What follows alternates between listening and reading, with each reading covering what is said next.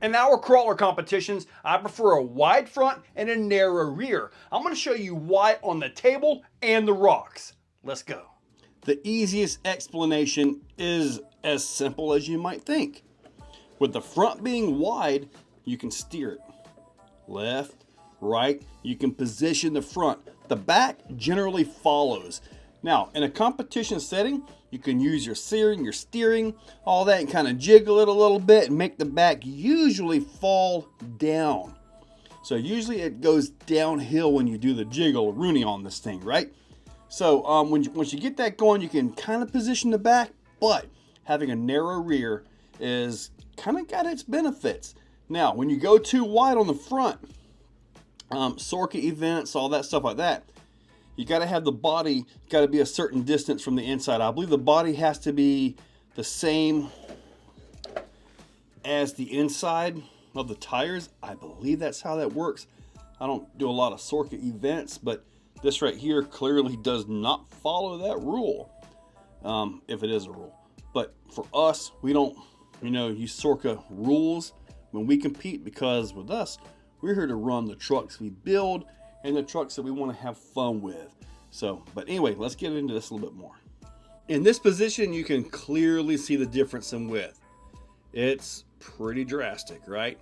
So, Capra front, 10.3 rear.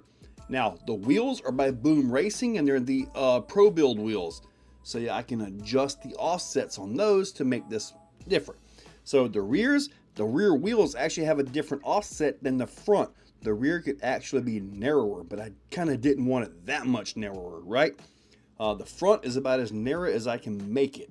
As you can see right here, this is about as close as you're going to ever want the thing to go. Everything spins free, but you got to make sure you have enough offset to take care of the, these are here, they don't rub the tire. So these have a 3D printed insert. I believe these are a 2-stage anti-foam, 4.9 size. So this way the tire doesn't fold over and actually get into the steering ends right here. You can build the Pro-Built wheels any way you want, really. You can have it on this side, you can have it on the other side, you can flip the wheel around the other way and have a deep dish, really make it wide. For most competitions, we kind of go narrow with it. So I've got it set up on the outside in the narrow setting, but see the hub, see how that's inset? As where the fronts are out. This way it brings it in narrower to try to narrow up the Capra front end. So this actually works. This is about as close as you can possibly get this thing. And now it's time to drive. Let's go. The most simple way to show this is right here. Look at the front, we got about 1/2 inch on each side. Watch the rear.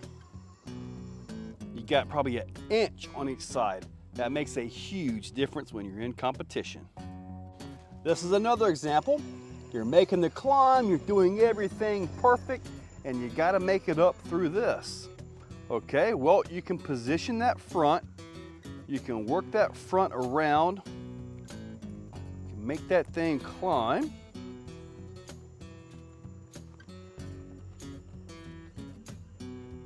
Make that pull, eventually here. There we go. Now you got to get up onto this and you got to make a turn, right? Well, look at this. Now I'm all sideways. Look at how much closer I am to that inside corner. Big difference. We all know that a wide vehicle has a lot of side stability, so a lot of people put those big stupid wideners on there to get that. It's a cheap way to get the stability, but you can get it like this and not really hurt yourself when it comes time to getting through the gates. So this is the reason for using like a Capra front end like I've got right here. Now, as far as general driving goes, if there is a drawback to this, it's the fact that the back end is on a different track width than the front. Meaning the front, you may be able to ride the wall and get over, the back may actually fall into it. But for the most part, that's kind of rare, at least for us in our competitions. So I prefer the stability of the wide front end, the narrowness of the rear, as it just simply works really good for us here. Now let's see if we can do something here. I did not put that gate here. I'm gonna try to ease over to the right side of this, get myself into position, and see if I can work my way around this. This may actually be an accidental, really nice way to show the narrow rear axle. Because if you look there, I'm gonna clear it by far, but look at this. The front almost went off, but the rear cleared nice and easy. That was an accidental showing there. I like it.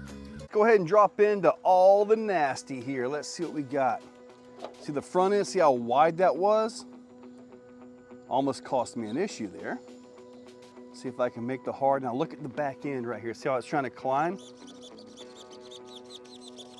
Now the hardcore competition guys, they have much faster servos and they can like do the jiggle jiggle, boogie woogie and all that stuff.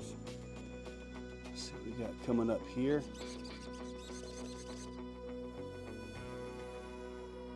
I think we're gonna get it though. Looking good. Nice pull up that. And now let me get set up for the crack of doom. Let's bring that on in. Got to get that back end down a little bit. Now these anti-foams, they don't just fall over. So it kind of makes doing the jiggle jiggle a little bit difficult. I'm gonna try to see if I can push the back end down right there, which did not work. You can see it going a little bit there. Now we're going to ease it back. And now the back end is down quite a bit. Should be a nice easy crawl at this point. Yep, make that pull up through there.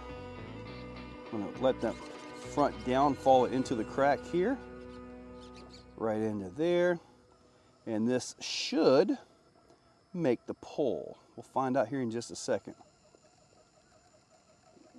Yep, we got it. Nice and easy. Now we got to get the gap of death over here. I'm going to try to bring it all the way over to the left. Bring that back in down a little bit. Make the pull up. I'm going to attempt to make a right turn into this crack right over here. Looks like we're going to make it. If I can hold my traction. Oh, I did not hold the traction. The back tire fell down into the crack. That was not exactly an issue with the track width though. Let's see. And that is the biggest issue with gap of death. I'm gonna set this up right here. You gotta watch that because your tires will get in the crack or the gap and throws you right over. Now, if you happen to have more driving ability than I do, you can actually make this pretty easy. And this time I'll use dig if I need to. I'm going to bring it up, try to bring it right on over like what we did before.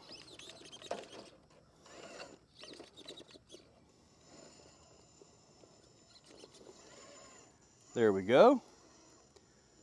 Now if I get into the same situation, I'll use the dig and pull that front end down good and hard here. Yep, same exact situation. Let me see if I can make that dig get me a good hook.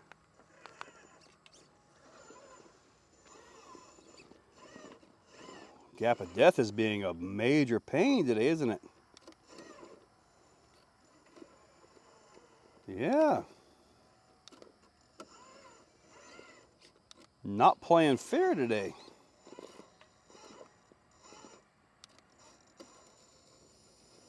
Wow.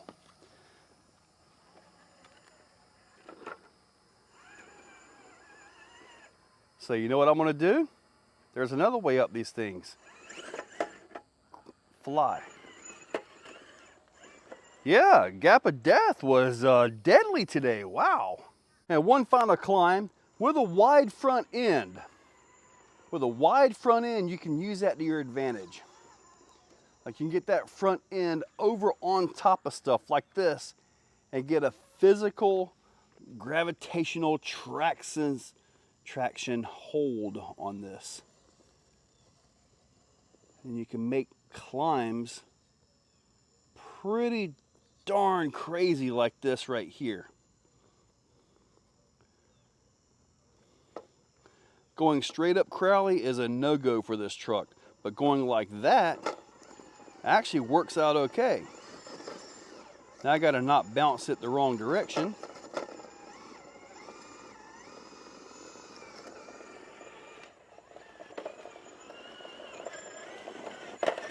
There we go. Let's bring it down, because courses have down spots, right? Let's see if I can bring the wide front end through this. I'm going to use that slider. Bring that back end over. Hopefully, look at that, look at that.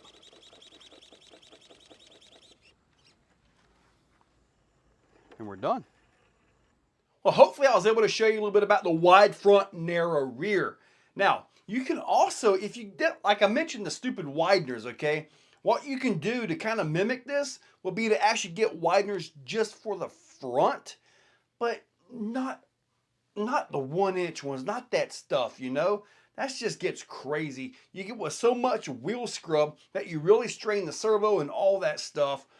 Even though with the wheel scrub, you can kind of turn it and reach a tire up and maybe grab something, but you really got to have your servo in all right. But regardless of all that, I prefer the wide front, narrow rear. However, I also have, you know, same width, you know, but I generally, if the wheels have a different offset or a different hex, that's what I put in there to get a little bit of that, even on normal straight axles. But anyway, hopefully I was able to show you guys the benefits and possibly a few cons of the wide and narrow. Check that description, use those links, hit that subscribe and ring that bell, because got more, especially with this thing. Guys, have a great day. If you're still watching, you are top shelf. You are the cream of the crop, the pick of the litter. You are phenomenal. Thank you for watching to the end of the video. It means a lot to me. Now, down below, there are links for the products you see, also for channel memberships. If you guys want to be a part, channel members get early viewing on pretty much everything that I can. So guys, check that description. There's a lot of info down there. Thank you all for watching.